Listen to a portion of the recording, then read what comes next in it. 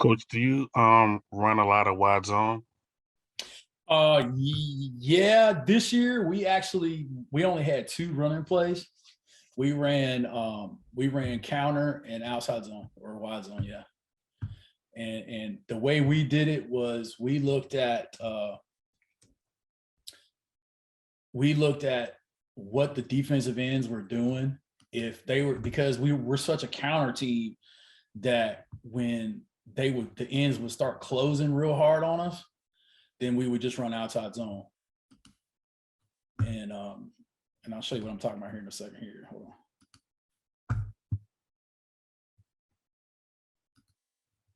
So I was mainly asking because we ran a whole lot of wide zone and went away from running a lot of power and counter. But this year, I'm taking over and we're going to run more outside zone with a counter also. Well, that's our two running plays. We run counter and we run outside zone. And so when these guys start closing and there's no walk player, then and because you see how tight this guy is right here. As soon as they were down block, they were trying to wrong arm and blow this guy up. And so we had to figure out a way to beat that. And so that's what we started doing. And we just ran to the edge. So that end couldn't close as much as he wanted to because of that. That was really, really important for us. So, here it is again. You can kind of see, and he's just taking off. I mean, it's not even if you look at the right guard and the right tackle, all we're teaching the right tackle to do is to bucket step, punch that outside number. We want him to drop. We want him to attack his inside hand to that outside number right there, try to overtake and work to this guy. If we get that guy, we're dollar bills. Okay. They're going to work over because it's an odd front. Same thing with him. He's going to use the same technique that the right tackle did. He's going to bucket step, punch that number right there. He's going to go to overtake. We want him to base.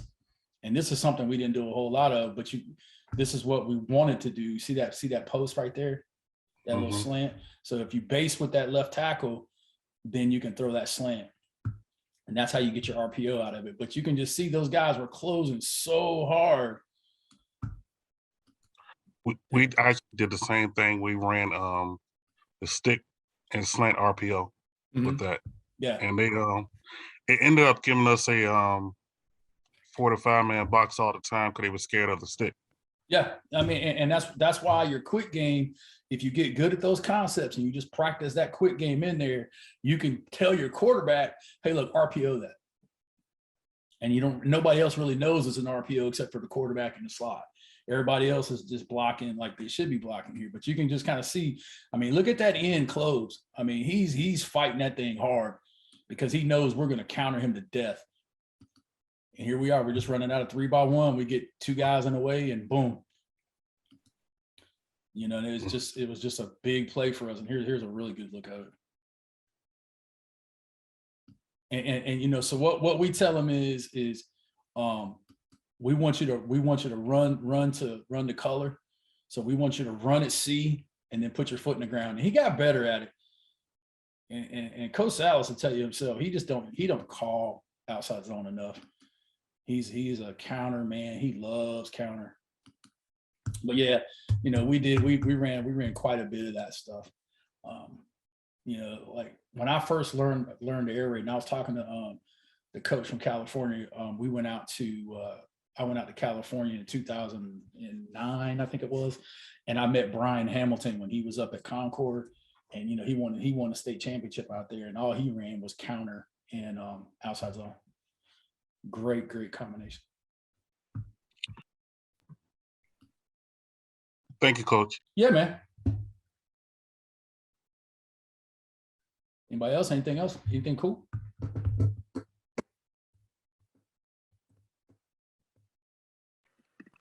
One more.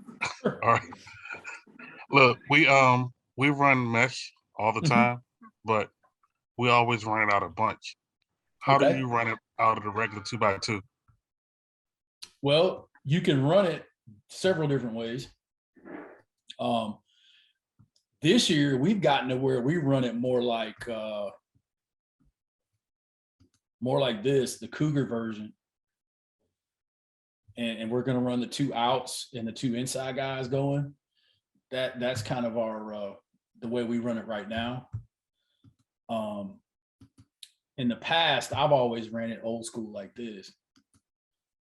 And you know, you teach your quarterback, he's going to read the corner. So it's high, swing, front side, backside, shoot, or wheel. High, swing, front side, backside, shoot. These guys, when they mesh, you want them to mesh at 4.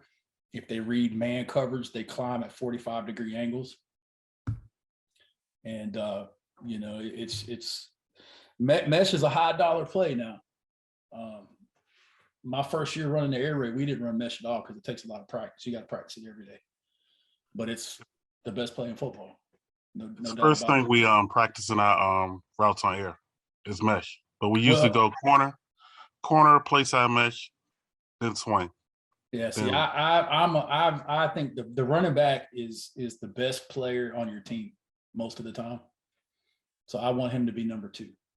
Because I want this guy right here to be so worried about this guy catching the football that when he finally comes through, because what if he's slow getting across? You see what I'm saying? When your mesher is not, when you don't have great speed, you got to have time for him to get there. So if you go here, he's usually open. If you go here, you're going to get stuck, you know? And a lot of guys, they try to keep this guy in and pass protect. I free release him. I want to go here. And so it becomes a triangle read. You're going to actually look at it right, just like that. It ended up being the running back getting the ball most of the time, though. If it's not, the corner's not there, it was the running back. But for you, that's the third read. But think about what happens if you go here. Now this guy's going to end up getting the ball. Because as soon as his head turns to that, this dude right here is flying. Now your mesh is there. He's going to catch that ball and be able to clean it. And then if you get really good at it, then you can run the post, and then you got the wheel route, and then that comes underneath it. So and we've done that, but we actually ran. We had tagged the X sometimes, and you would get the post backside, which worked a lot of times. But the only reason why we didn't switch is because I think you said Coach Salas goes peak, stick, then swing. We do the same thing. Yeah, I mean, and there's no right wrong. I just feel like I want to throw the stick. So by looking at the back, the stick to me is a cleaner throw. You're right. We've had a lot of problems with our quarterbacks trying to force the stick, and we've had a couple picked because we went to it too fast. And so I feel like as soon as you flip your hips to that running back, the stick can get clean quicker. And I think that's why Coach Mummy runs it that way. And that's the way I like to run it. But like I said, it's not me and Coach Salas, we sit in the office 3 days a week sometimes, and we sit there and talk about stuff, and we go back and forth. Well, why do you do this? Why do you do that? And, you know, sometimes it's just because that's the way we've always done it. And, but we bounce, you know, him and I are, you know, pretty good air raid guys, and, you know, bouncing that stuff off of each other, you know, you find out why people do certain things. And for me, I just want a cleaner stick. And I feel like when you go to the back first, you get a cleaner stick. I may do that because I'm learning from my mentor who's an air raid guy, but since I'm doing it myself now, I may switch to your way and see how it works. Well, and like I said, that's what spring's for. I mean, and even if you don't get real spring practice, you know, you can take 2 or 3 guys out there and try and look at it. But I'm just going to take, for me, it was always the easiest way to do it.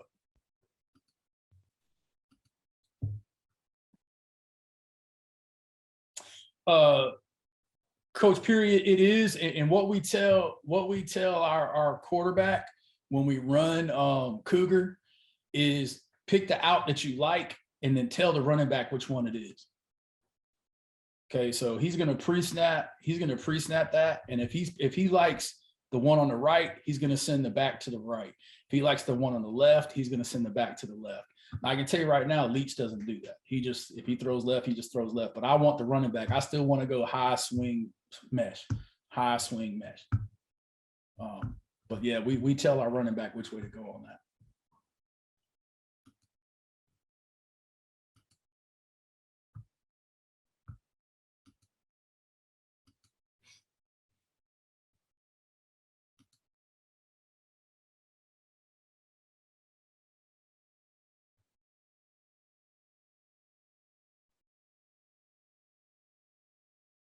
What do you call him, Blazer?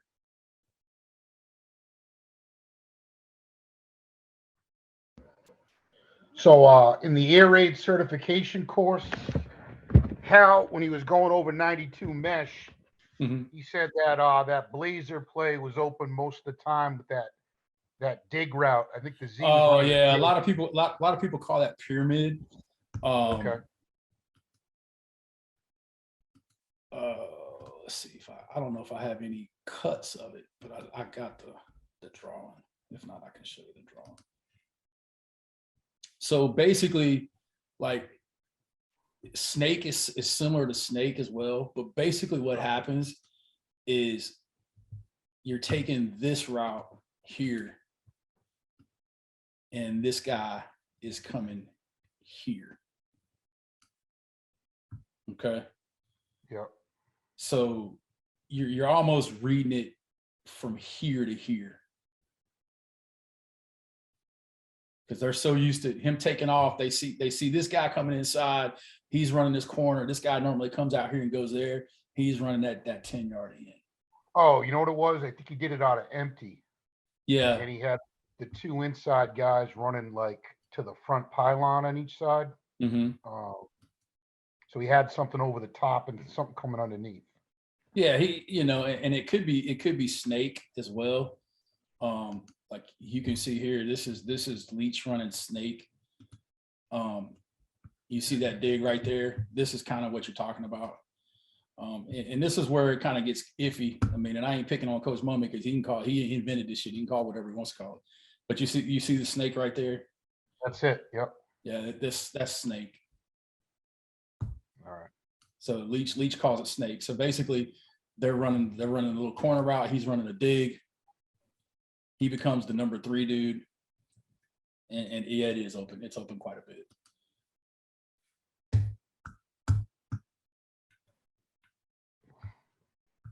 They ran a lot of that, and I think he was calling it chair when he was with the Renegades.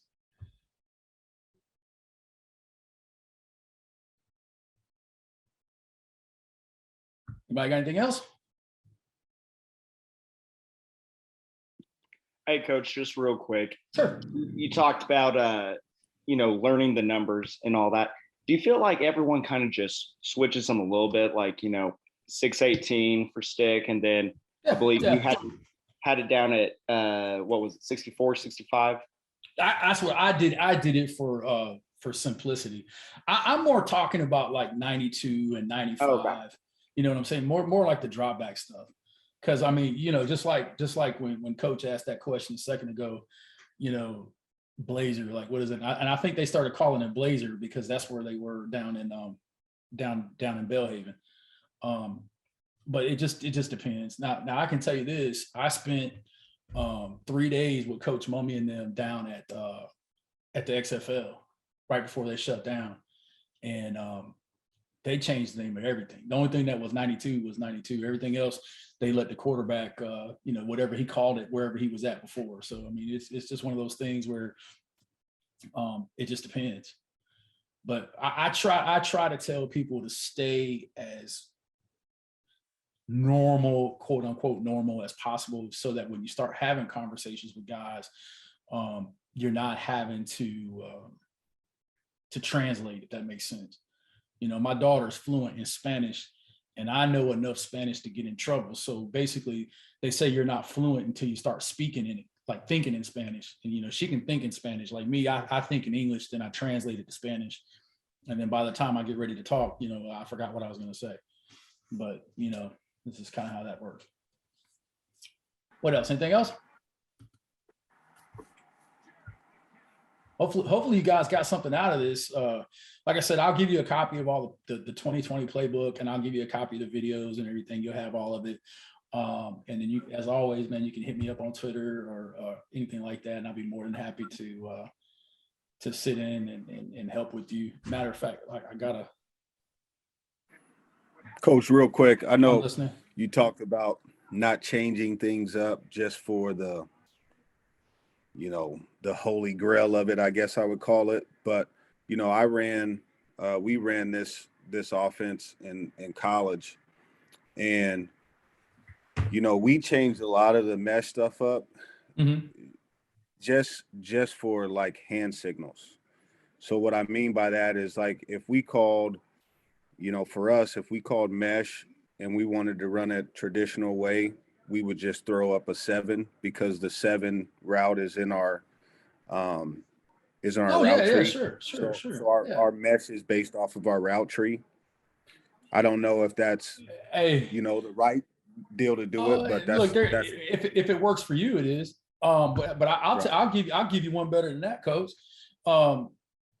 We played football in the spring this year because of COVID. Okay.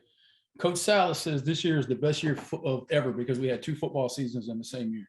But we played football in the spring when I was the head coach at Fairmont when that was going on. And I had no help, man. I had 2 coaches that were with me during spring ball because everybody was coaching everything else. I mean, during fall practice, half my team was still playing basketball because we played basketball before we played football.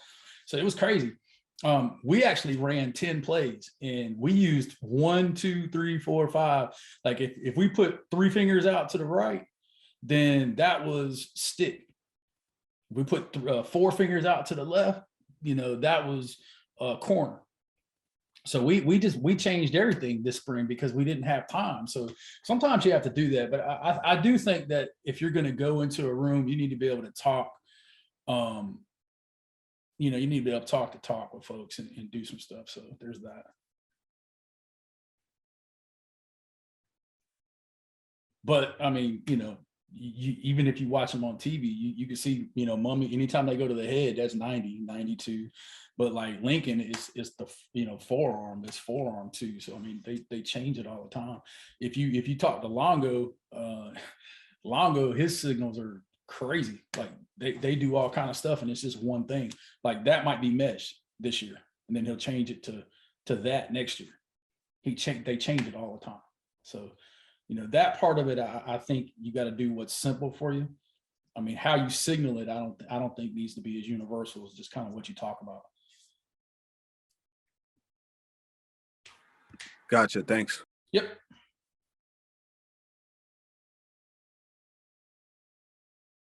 Anybody else? All right, man. Well, check your email.